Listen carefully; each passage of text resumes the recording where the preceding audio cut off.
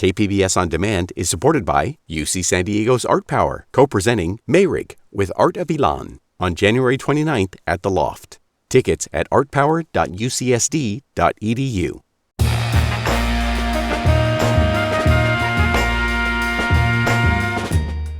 Welcome in, San Diego. It's Jade Hindman. On today's show, what San Diego has to offer in the way of wellness and self-care as we move deeper into the new year.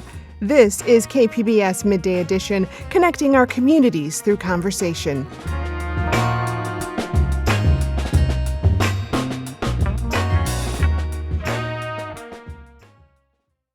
With the new year comes new resolutions. Maybe you're looking for that new year glow up. That can also come in a lot of ways, like self-care and exercise. Well, my next two guests are reaching out to the community and helping them find their own sense of wellness, especially in tough times. I'm here with Sally Morgan. She's a yoga instructor and the founder of Seeking Satya, a yoga brand focused on well-being and inclusiveness. Hello. Hi. Also with us is LaRaza Webb. She's the co-founder and chief operating officer of the Block Club, a community space in San Diego's Black Arts and Culture District. She's also an Afro hair scientist and a licensed braider. LaRaza, welcome back. Thank you for having us. So glad to have you both here. So here's a question for the both of you. Wellness, it can mean a lot of different things. So how do you define it personally? Sally, I'll start with you. Yeah, I see wellness as a beautiful pie chart, and there's different slices of components. So it could be mental, emotional, physical, spiritual. There's so many realms. And so for me, I think it's integrating my mind, my body, and some may say heart, but I also say soul. So a little deeper beyond just the surface level of my heart. LaRaza, what about you? Yeah, for me, wellness has not been like a solitary pursuit. I see it as a union between the mental, the spiritual, the physical, and community health as well. I really enjoy seeing the internal state that match the external state when it comes to wellness, and that's why what we're building at the Block Club is so important. Wow. Well, Sally, you teach yoga, which, combines all of these different aspects of mental and physical wellness. Why do you think yoga is such a great vehicle for finding your well-being? And why has it been important in your journey? Well, if anyone is like me and they live in their mind or their brain a lot, I think yoga really helps us get out of our mind and into the body. And our bodies are very beautiful and unique in a lot of ways. Sometimes it's limiting and we're harsh critics on our own bodies. So I feel like it gives me a chance to understand what my body needs, really listen to it and practice hearing that very small whisper of, here's my tension, here's my pain. I don't want to do this. This doesn't feel good for me. And it's really hard to ignore that sound when society's voice is so much larger than our own bodies. So I think yoga for me is a time to practice listening to myself and really honoring my body's truth and integrating just that inner voice that sometimes we either don't hear or sometimes ignore. Yeah, it can so easily be drowned out, that inner voice. So important to listen to your body. LaRaza, one of the goals of your space, the Block Club, is to really make wellness a priority. So tell me more about that. How are you doing that? Well, we promote wellness by being a cultural infrastructure and addressing individual and collective needs simultaneously. We promote it by ensuring that this space is safe and affirming to the folks that come in the door. From the art that we have on the wall that are featuring local Black and Brown artists, to every touch point that an event that we really design, we really aim to reduce the stress of quote unquote code switching and nurture the spirit. That is excellent. What have you heard from the community about their needs and the relationship to wellness? A lot of it is like, where are we? Where are people that look like us in those spaces? And where can we go to show up and just be ourselves? And that's why Satya on the Block is so important and that's why we actually needed to create that space and that event. Yeah. Well, tell me about that, Satya on the Block. What is that, and how have you sort of created this space in these classes in a way where people feel comfortable, like they don't have to perform or code switch? Yeah, so we merged both of our brands together. So seeking Satya means seeking your truth, not conforming to external pressures or sometimes our own internal pressures. So that's my brand. And then, of course, we have the Block Club. So when we really thought about putting wellness events together, La Raza's big shout out to her for seeing my vision of not just putting on wellness events, but taking it a step further and asking the community, what do you need? How can we best support you through your wellness journey? How do we educate and inspire others about not only the businesses that exist here in San Diego, but the barriers that prevent people from really paying attention to their wellness? So Truth on the Block, is ultimately what that stands for. And we did our first panel together, and it was such a success because folks really got to hear from a mental health therapist. They got to hear from a personal trainer and yoga instructor as well, and then someone who does hip-hop trampoline. And our goal is to always bring different modalities of wellness, whether it's nutrition, mental health, physical health, emotional health. And La Raza and the Block Club were amazing in saying, yes, we actually need to bring this event into our community. So it's not just about performing wellness, but really getting deeper into understanding what does wellness look like for us and how do we do this together as a community versus isolated. Yeah. And in San Diego, the city of San Diego culturally, the legacy of it, Black spaces are often fragmented, or they are fragmented. And so the Block Club really provides an anchor, and that stability, that home place where folks can come into your living room away from home is the foundation of wellness for the Black Arts and Culture District and the community here in San Diego. And I really admire Satya on the Block's and Sally's vision with Satya on the Block because it exemplifies that integral aspect of what's needed in our community. It's about accessing mindfulness, and it's rooted in the community needs.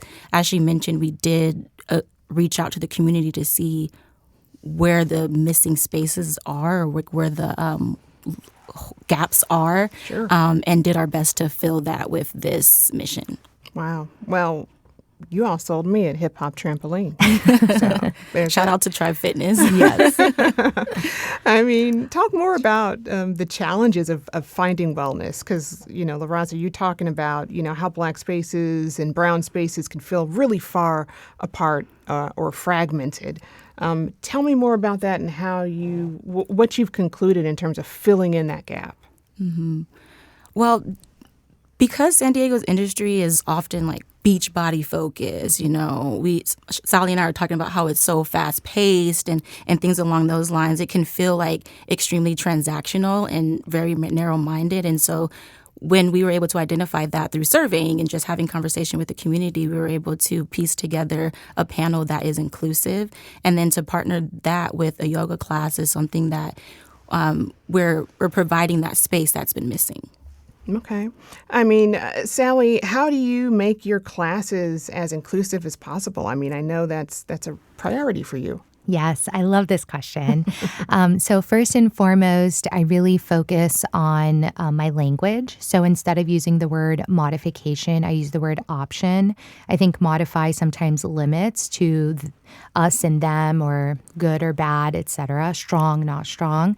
So I really focus on, here are the options. Take the option that works best for you. That can look different from your neighbor. That can look different from my body. And that can also look different from your own body, what you were able to do yesterday. Your body just doesn't want to do it today, and that's okay. So I always use the language of inviting. If you want more, take this option. If you want more, go here. If you want less, go back. So language is very big in how I do that. I use y'all. I try to use as inclusive options towards BIPOC, non-binary. That's all. It might sound like just one word here, but to somebody that is being seen, that is feeling very valued. Also, the music I play is very different. I primarily highlight black and brown artists.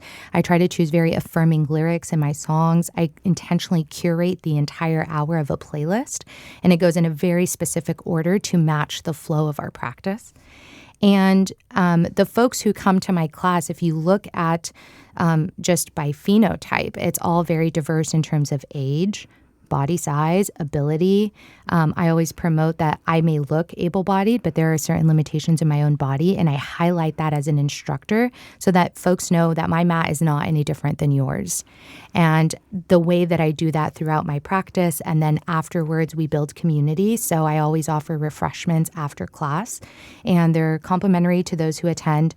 And I go around and I just talk to folks, hey, how was your practice? How was this? And then folks start to get to know each other, and it's the best feeling in the world when they all become friends and connect with each other after class. And that community is being built. I mean, what do they say? What have you heard from people in your class about their experience of feeling included or excluded, in the fitness scene in San Diego?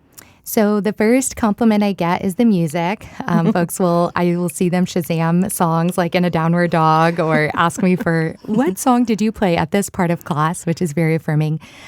There's one person that is coming to mind right now, and she said, I actually feel safe with you. I feel like you're not pressuring me to not do it, because sometimes we'll tell folks, you don't have to do this, but there's still maybe some subliminal judgment there.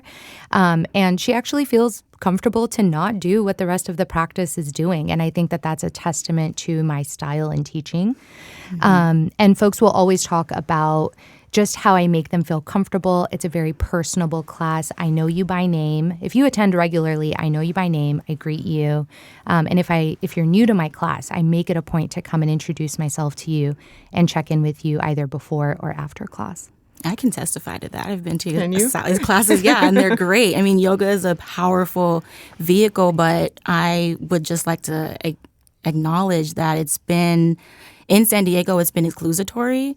And so when we use it, yes, to strengthen and to increase flexibility, but more crucially, in classes that Sally run, we're talking about breath work as a tool for anxiety, or meditation as a practice in self-compassion. And, it really resonates a lot more deep.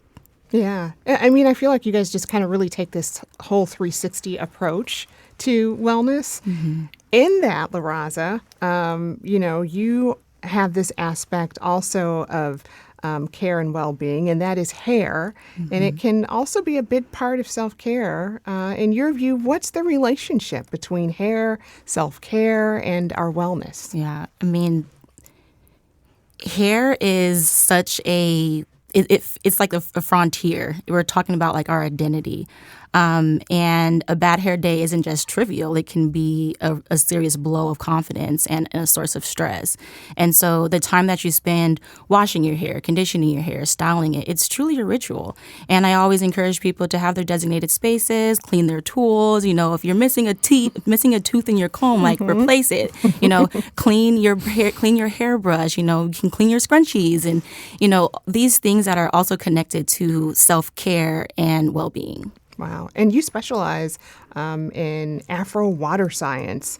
Tell me more about that. Tell me what that is and the relationship really between water quality in hair. That's something people overlook. Mm-hmm. Yeah. I'm 100% an advocate for that, hair science. And the Afro texture hair has a slower rate of water absorption due to its coily texture, but it also loses moisture fast.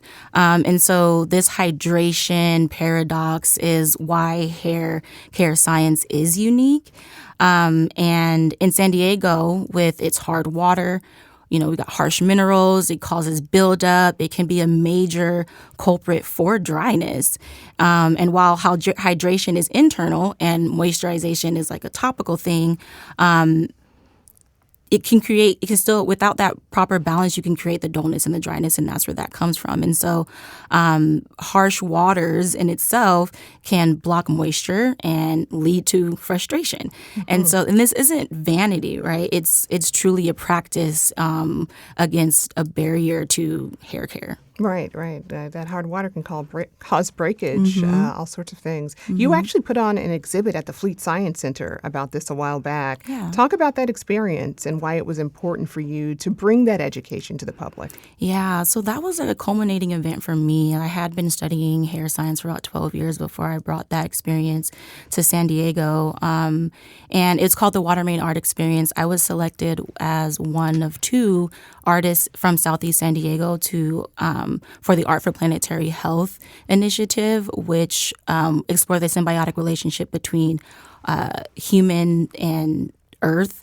And so with the Water Main Art Experience, it was an interactive art installation where folks were able to blend their own hair water. There was an interview on display with Miss Cheryl Morrow that I went through, and she was a pivotal mentor as well during that journey. But we're really just exploring how our hair care habits not only impact us on a daily basis, but also how it impacts the water quality in San Diego, which is also a touchy subject here as well. It is. Well, still to come, we're continuing the conversation about wellness and self-care in the new year with some practical advice. KPBS Midday Edition is back after the break.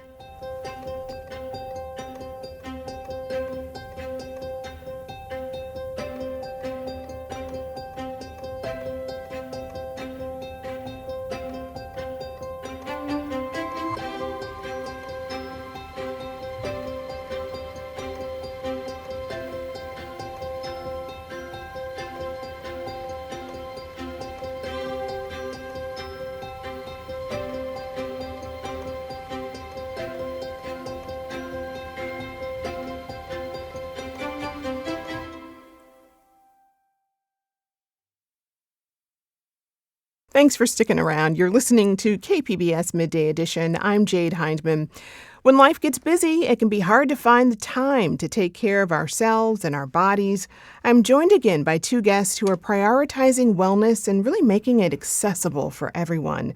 With me again is Sally Morgan. She's a yoga instructor and the founder of Seeking Satya, and LaRaza Webb, co-founder and COO of the Block Club. She's also an Afro hair scientist and a licensed braider.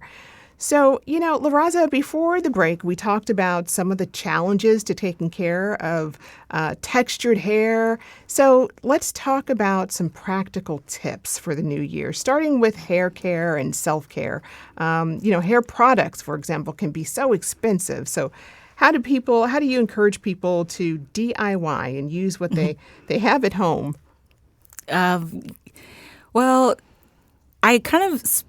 To piggyback off of what I mentioned earlier about having the designated space, that's a primary thing to create the space where you are allowing for the creativity to flow. In my brand, Restoring the Fundamentals, I also promote that you are creating or involved in a sense of novelty when you sit down in front of that mirror and you identify how your hair is going to behave today and what style you're going to be able to create today. But as far as like DIY practices, I would just strongly recommend that you start with monthly clarifying washes. You can do a DIY leave-in mix with like just oils or hairspray or rice water as well. Aloe vera juice is a really good DIY with just a little bit of oil of your choice. There's different benefits for different oils that you can research and look into. Always research the ingredients of the products, not just reviews. That's a good start, but you also want to identify what is actually inside of those products. So whether you have allergic reaction to something or not, it's important to know what is going into those products and audit those products that you currently have in your space. Throw away any tools that are broken or just dingy or you've had too long and they may be carrying like a barbicide or a disinfectant isn't going to quite cut it because it's got the buildup.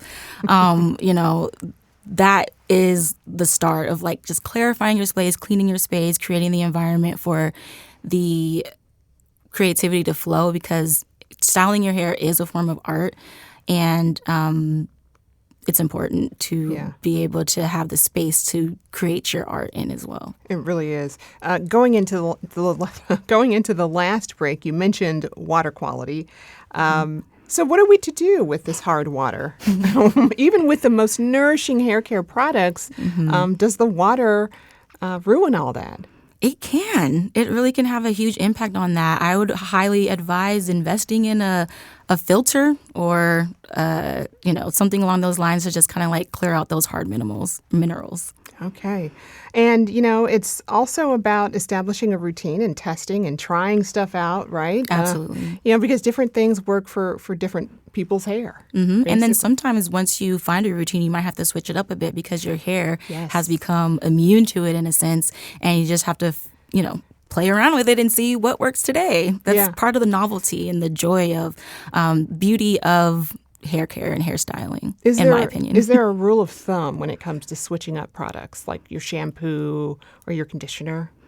From my experience, it's really just trying it out. You just have to identify, you just have to give it a try and see what works for you. And when it stops working, switch it up. Something else. Mm-hmm. And then you might be able to go back to that routine. You never know. Maybe you're just toggling between two different routines because once your hair has become immune, if you will, to one routine, you can switch it up to the next one. And then it's also a different routine, whether you have your hair straightened or you have your hair curly. And so, going back and forth and then identifying what works for you. All right. What are some of the other needs you've seen out in the community when it comes to caring for textured hair? Like, is hair health a concern? Yeah, absolutely, especially because of the historical trials that we have encountered in our community. Historically, we did things to our hair that manipulated it in a sense that caused a lot of damage to it. And so that's why the natural hair care movement had become what it was, because we are not having to use chemicals as much, dyes, and even pressing the hair as often as we were. It just causes brittle breakage, damage to the hair. And so, yeah, it is a concern, but that's why we have platforms like Michelle Morrow's YouTube that teaches hair science as well. It's free, accessible source. And then I have my Restoring the Fundamentals brand, which is a self-paced book online that's on sale on Amazon called Restoring the Fundamentals, Heal Your Roots Through Mindfulness and Self-Care. And that's something that you can reference to be able to identify, well, first reclaim your hair journey and identify where you are on your journey and where you have been and where you want to go. Yeah, and that's super important because, so often you hear about certain hairstyles being a barrier to fitness and wellness. Mm-hmm. So reclaiming your hair and its natural texture as well is so important. What are some of the I want to shift a little bit to focus in on the fitness aspect a bit more of wellness. Sally, if someone's getting into yoga or exercise for the first time, or maybe the first time in a while at least, how can they make that transition less daunting? Yeah, I would say first is to use your breath. It's amazing how our breath is with us all the time, but we don't actually use it. So really deep inhales through the nose. Open mouth exhales, ha sound, very powerful to just help you get through a moment of anxiety, a moment of contradiction in your own mind, or you're battling, should I go, should I not? One tangible thing that I try to use is focus on what it feels like as opposed to what it looks like. So if you're doing something and it doesn't feel great, then stop that and find something that does feel great. That is going to allow for more sustainable, long-term routines as opposed to something that just looks strong, healthy, etc. And start small. I think folks really, with fitness, new year, new me, or new year, better me, I think is the tagline for 2026. And there's nothing wrong with that. But if you start small and then compound it, I think you'd be more surprised at the long-term results you can see versus if you start off really high and then it kind of winds down. around February, March is kind of the trend we see in fitness and wellness. Sometimes the vibe of a class just does not exactly sort of match up to what someone's looking for. What do you suggest there? I mean, how do you find something that doesn't just feel right in your body, but feels right in your heart and matches your values? Absolutely. I think, honestly, with TikTok and Instagram and social media and all of the things now, really taking time to look at some of the videos, look at some of the instructors, try to see if there's comments around the playlist, if that's important to you, try to see the audience of who goes. But, allow yourself enough time, the same way we spend time researching perhaps what products we buy, or we look at influencers to determine what products we buy. Why are we not dedicating the same amount of energy to decide what classes we should attend or what type of modalities of fitness we're exercising? We do this with restaurants. We do this with places to socialize. I think that wellness needs that same amount of attention. And type in whatever it is that you're looking for. If you're looking for R&B yoga, if you're looking for a Black fitness instructor, if you're looking for LGBT inclusiveness within wellness, whatever it is, search those hashtags. And I think you'd be surprised to see that folks are tagging those things because we're trying to promote that wellness is for everyone. It's not a one size fits all. And it's just about finding what works for you.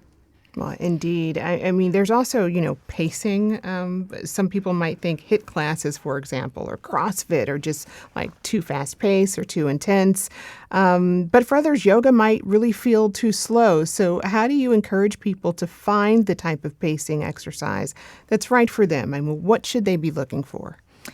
So once you've identified what works for you, how you best learn, and in what environment you best learn, I think recognizing that the modality can also offer a variety within that. So there's really fast-paced yoga out there, and there's also very slow-paced yoga out there.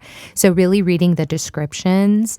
If you don't understand, like, for example, one of the words we use is vinyasa, which is breath to movement. That could be slow, and that could also be really fast. So really try to look up the description, see what that means. Maybe call the studio, call the place, DM the instructor, and ask a couple questions. It doesn't hurt in any capacity. And then when you go to a class, sometimes folks don't share with the instructors what's going on in their body. So if somebody's just getting back into this, or they have an injury, or they tend to have a lot of low back pain, share that with the instructor before you start class and watch how the instructor guides you through different options or through different spaces in which you can still achieve the same stretch or strength in that posture. But still make sure that it fits you. And just don't be afraid to talk to us. I think we want people to come and talk to us. Yeah. So often people live by no pain, no gain. And sometimes that's not always good, is what I'm hearing from you all. What are your thoughts on education in our community around wellness? What are the misconceptions you continue to hear, LaRaza?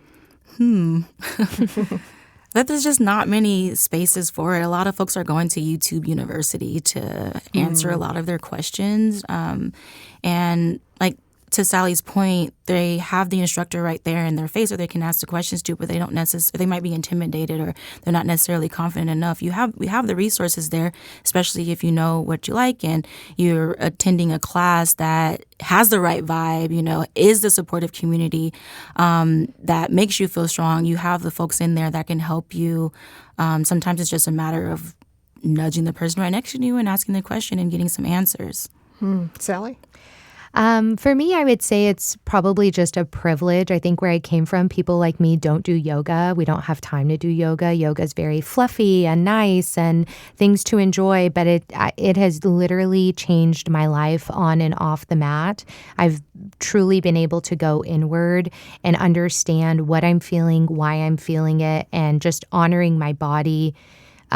Sounds like a physical thing, but in reality, when I'm off the mat, it also allows me to honor my emotions, and it allows me to honor how I'm feeling, be able to say what I really want to say, and go after some of the dreams that I've. Saute on the Block is so much more than just a dream. And all of the lessons I learned on the yoga mat, I'm able to take it off. So I would say that, yes, it is a privilege, and there is access, perhaps for some, and it's maybe less accessible for others. But I think at least what we're doing at the Block Club and Satya on the Block and in my own rooftop yoga classes.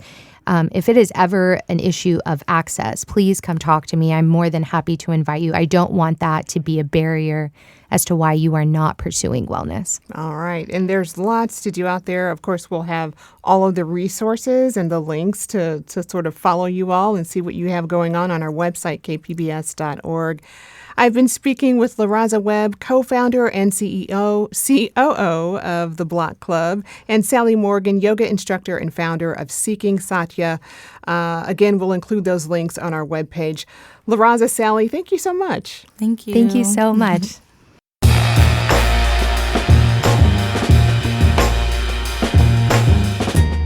That's our show for today. I'm your host, Jade Hindman. Thanks for tuning in to Midday Edition.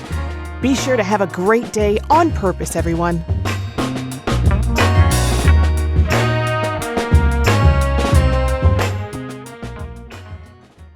KPBS On Demand is supported by the San Diego County Toyota dealers, presenting a new 2025 Corolla. With classic styling, available 10.5-inch touchscreen display, Toyota Safety Sense 3.0, and more. See your Toyota dealer for all Corolla options. The San Diego County Toyota dealers. We make it easy.